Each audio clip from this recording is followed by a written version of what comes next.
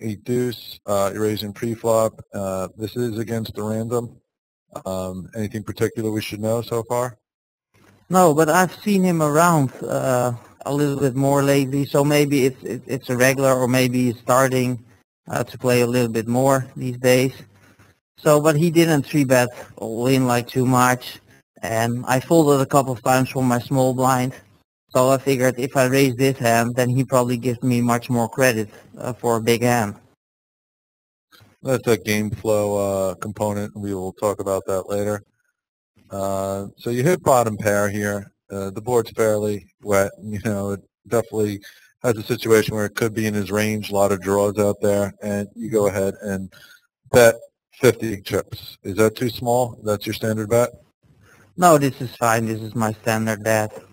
And I mean, if he has a big draw, the chips are going in anyway. It doesn't matter how much I bet. So, and the thing is, in this case, right, I min raise at the second blind level. Basically, every regular is re-raising all in any ace. So in this case, he has a 10, or he has an 8, or he has some kind of draw. But I mean, if he has a really big draw, he's probably going to push. But after I bet 50 chips, the pot was 170 chips, and I have only like 280 behind. I think he will push any ace, any 10 as well, because I either have like an ace. Okay, then he is beat. But most of the time, of course, I wouldn't have an ace. I mean, so I think he will push like any 10 in this case. Even any 10. A question: are you bet calling this flop? Yeah, for sure. Yeah, if he's pushing all in, I mean, there's just too many draws in this case. But it's, even if he has a 10, I still have like 20% chance to either hit like an 8 or either hit a deuce. I don't think he's going to push an 8. So I don't think there's a big chance he has a better 8. But he could have a 10. But hands like king 10 and queen 10 and even like a jack 10, he might even like re-raise the lid. But there are, I think, a lot of suited combinations that he could have, and maybe a hand like queen 9 or jack 9 or 9-7.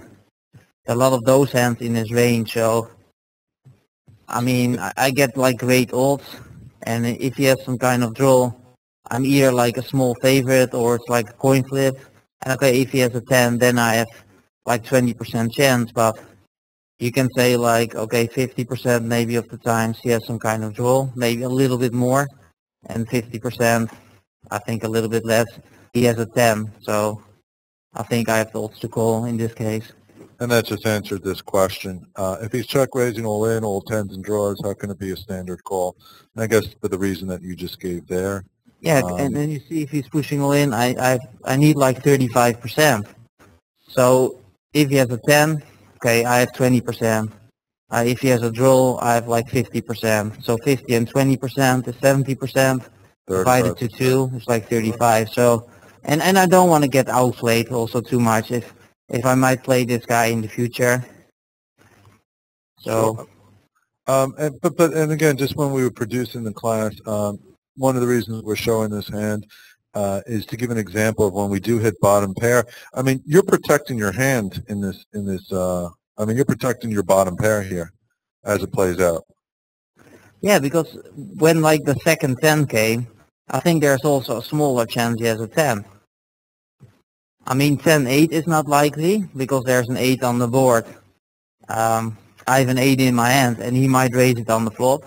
And as I said, like the king 10, the queen 10, jack 10, he might even push all those hands pre-flop. So it leaves maybe only 10-7 and 10-9.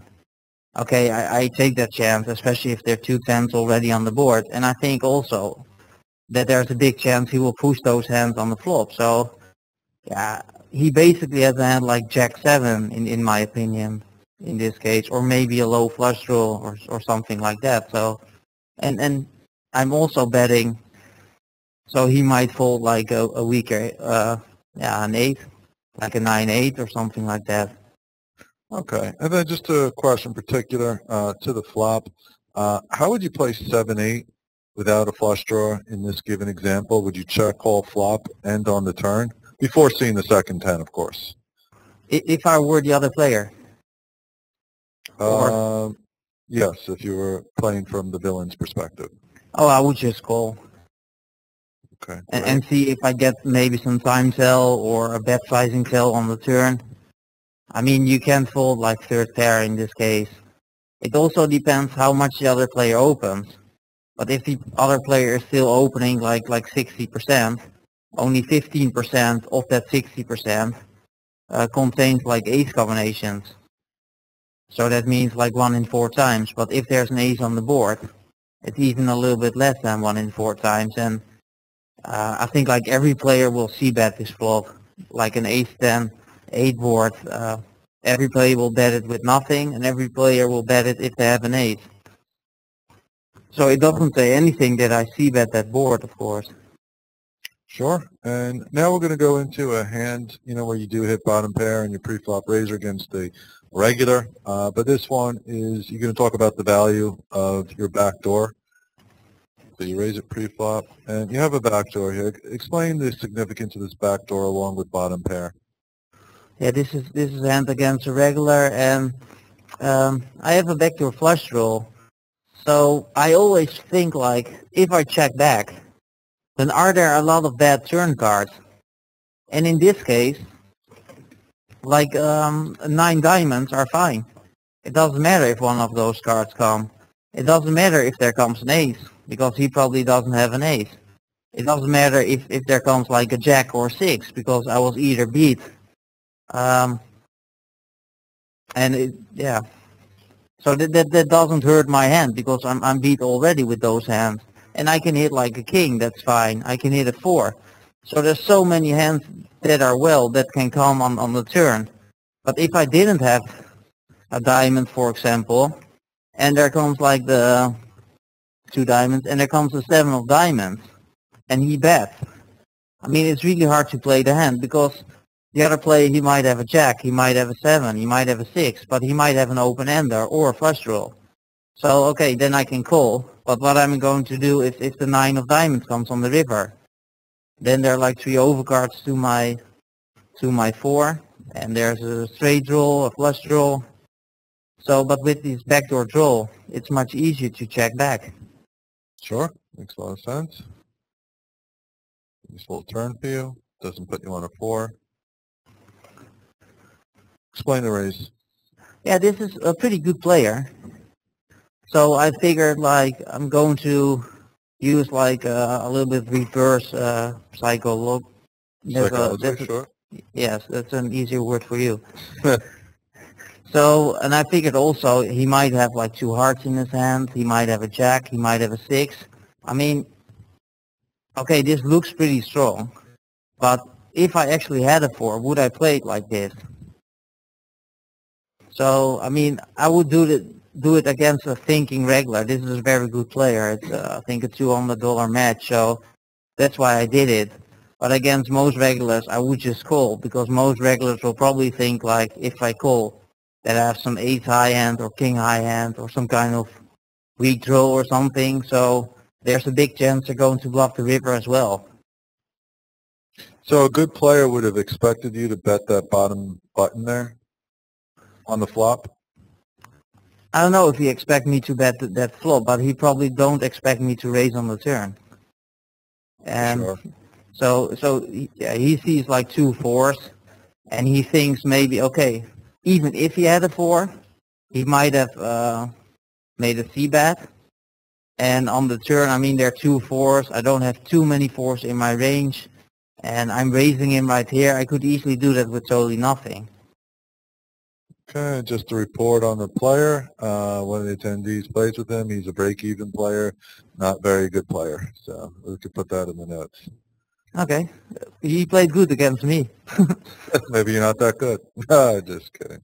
No, I mean, does that happen also, that you find that some players you just have a difficult time playing against who, maybe break even or even losing, where you might have some players who have a very good track record and you find them very easy to play against?